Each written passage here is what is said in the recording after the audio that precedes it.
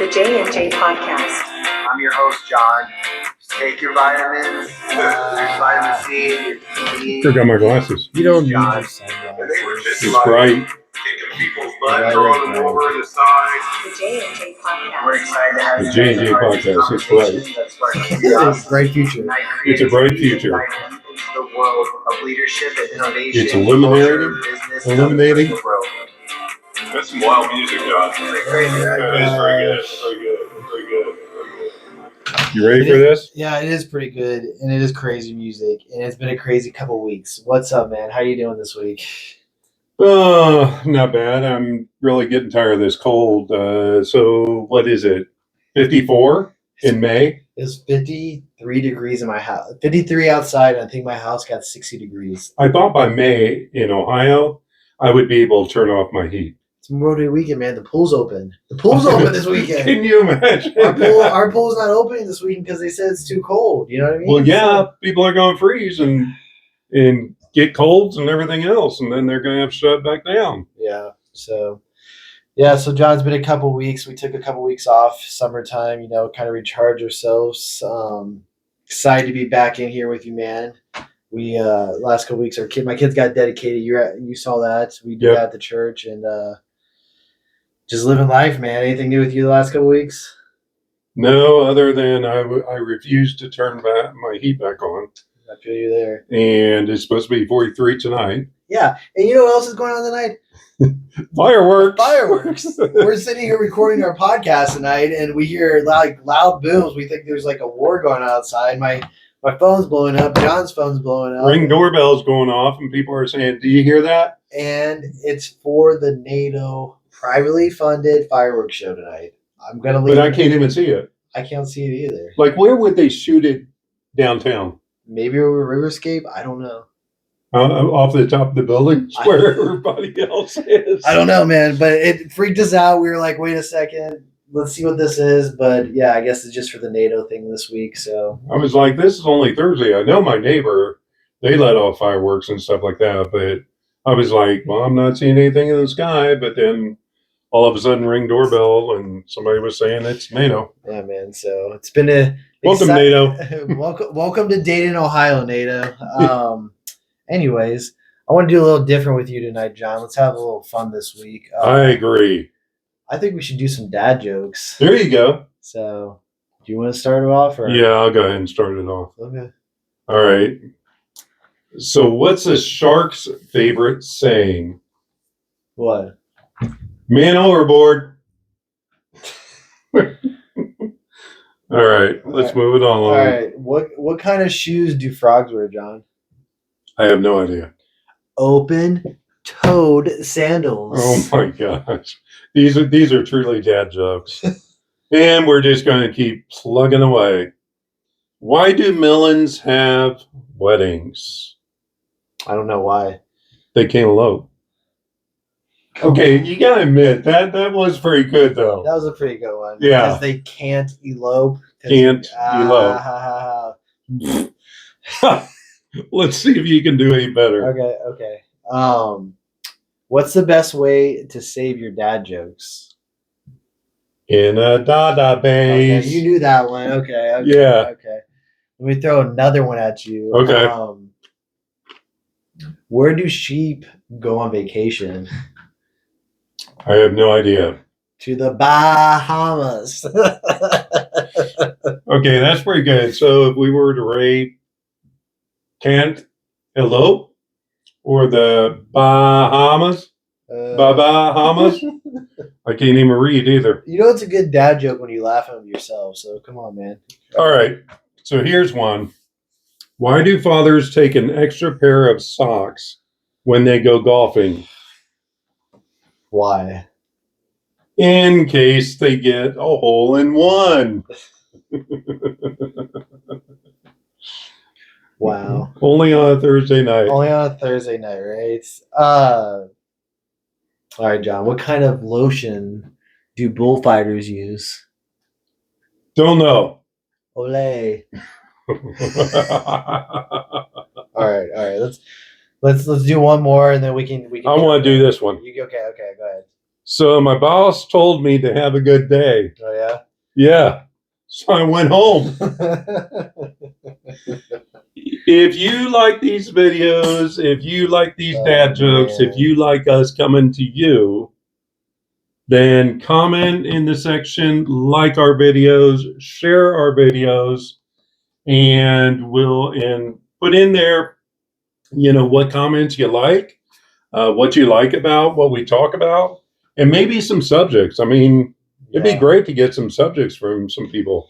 Yeah, because you guys are the listeners. Me and John could talk about anything, but we don't want to bore you guys. We want you guys to enjoy the podcast. We want to make sure you're learning, you're growing, and everything else in between. So please, throw some suggestions in there or some fun stuff that John and I can do.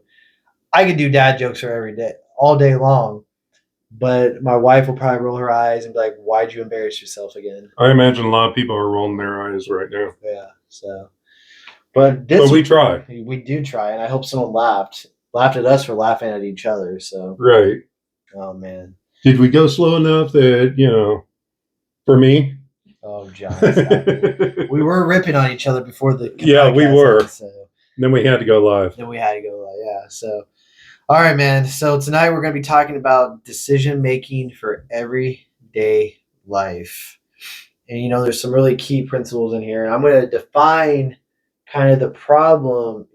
How to start with the decision making everyday life. So, how do you define the problem in decision making? So the first thing you have to do is understand what the issue is and how it affects you as an individual.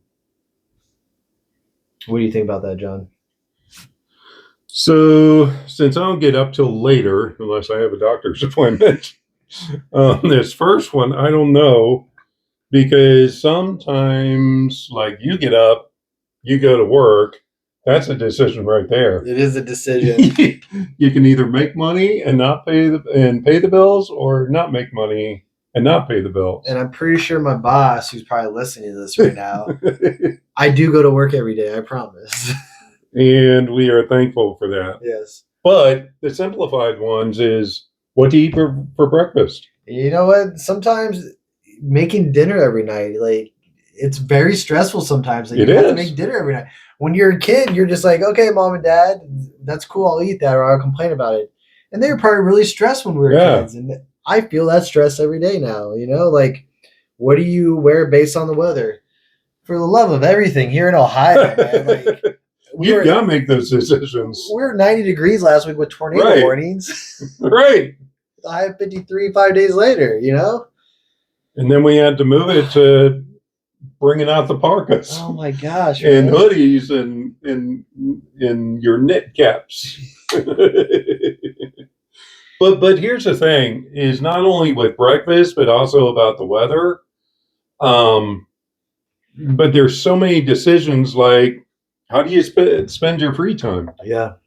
I mean, because you got to de-stress, you got to relax, Yeah. and it's very important. Like, how do you spend your free time if you have free time? Minus when I doom scroll on my phone. I hate to say that. I do that a lot, but I like working in my yard. We're redoing our entire yard this year. We've pulled all the weeds out. It's just really relaxing. I feel really old saying that, but it's really enjoyable planting, flowers and stuff like that. It's actually kind of fun. You know what I mean? And Now, then- you're not the type of person that says, "Get off my lawn." Oh no. But I did have some older gentleman walk by my house the other day, and he was the guy in the neighborhood who complains about everyone else's lawn. He took 20 minutes of my free time to complain about other people's lawns. But it's okay. I was there. I let him vent.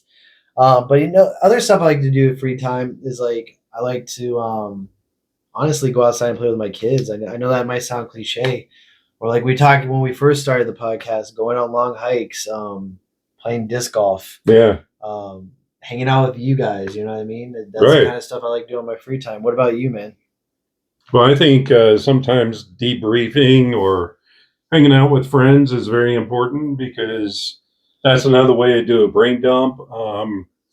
Sometimes I just sit down. I don't like a lot of action movies or anything really that really makes me think. I don't want to think. Yeah, I feel I don't want to sit down and read a book, for obvious reasons, because it would take me a long time. and trying to comprehend. That's why there's audiobooks, man. Come on. Yeah, well, that's true. But then you got to sit down and listen and concentrate. Yeah. The other thing is just watching comedy shows. Yeah. I like to laugh. I like to be fun. I like to have adventure. It's kind of mind numbing when you do that stuff too. You know what I mean? So, Right. But It's okay to laugh. I mean, yeah. because here's the thing, we get so stressed out with life that all of a sudden we forget to laugh. We do forget to laugh. And the Bible talks about that laughter is good like medicine. Yeah, I agree. Try taking that 3 times a day, seeing how you feel. I agree, man. I think a big one is whether to save or spend money. I Oh, think yeah. all of us as humans do this, because how many times have you bought stuff that's just like you're excited about it, you have that dopamine going through your brain, and then you get it, you're like, why did I just buy that? Right. Yeah. And I think sometimes what we do is we buy things on instinct as opposed to really thinking, am I going to really use this, or am I just picking this up because it's a good price and maybe eventually I'll use it? Or if it's the cool next thing that everyone else has, you know what I mean? Like, Yeah. do I really need this? You know, but like in saving money, that's just as hard too, because I don't know about you, but this economy is not the cheapest nowadays. No. So I mean, I've been, selling eggs on the street. So, but also, what route do you take to work or school? yeah, Because here's the thing is a lot of times with NATO being in town, a lot of places are closed down. that could cause stress and anxiety. But I'm kind of a nerd because I get bored of going to my same route. So like some days I'm like, you know what, I want to go this way today, you know. But some people like that normal routine, right? Yeah. So we have all these decision making things we have to do on a daily basis, and it can cause like stress, anxiety, fear. You know what I mean? Stuff like that. Yeah. So John, what do you think the best way, gather? What do you think about gathering information when you're making decision making? So I'll tell you a real life story is, so I have my father's Toyota and my dad swore by Toyota. They're built on a Lexus mainframe, very well put together. And if you ask anybody, you can drive Toyota pretty much in the ground or until the engine falls off.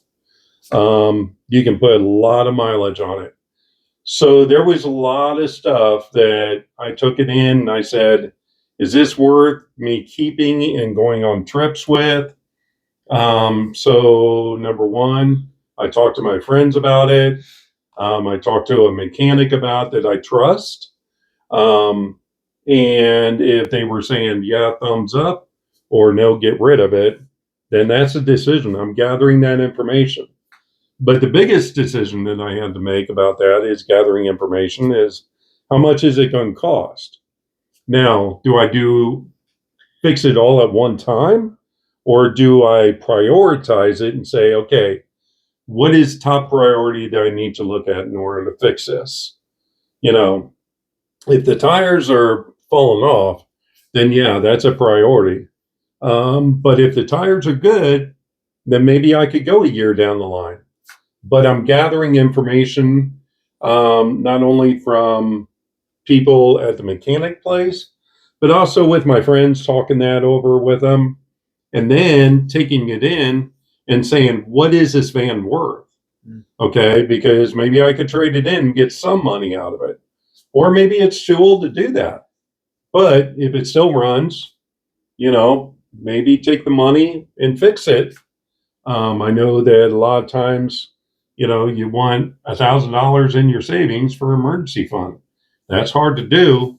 But sometimes if you got to fix something and that's your only way of transportation, maybe that's where you start saving a little bit, knowing full well that something's going to happen at your house. Appliances are going to break down. Maybe a car will go down. Maybe something will happen with this weather that we have, that we need that money. What about you, John? Yeah, I mean, decision makings are huge, man, in life. It could be small or big decision making. Like going back to like, when am I gonna have a breakfast? I'm a very routine human being. I have the same thing every day. It's boring, but it's routine for me. You know what I mean? but like big life decisions, I think you kind of have to take like a step-by-step method, kind of like what you just did. So I think you have to know what the decision making is before you start, right? Kind of make a list. Yeah. You have to gather the information. You have to evaluate the options, Yeah. get perspective, and then decide and act.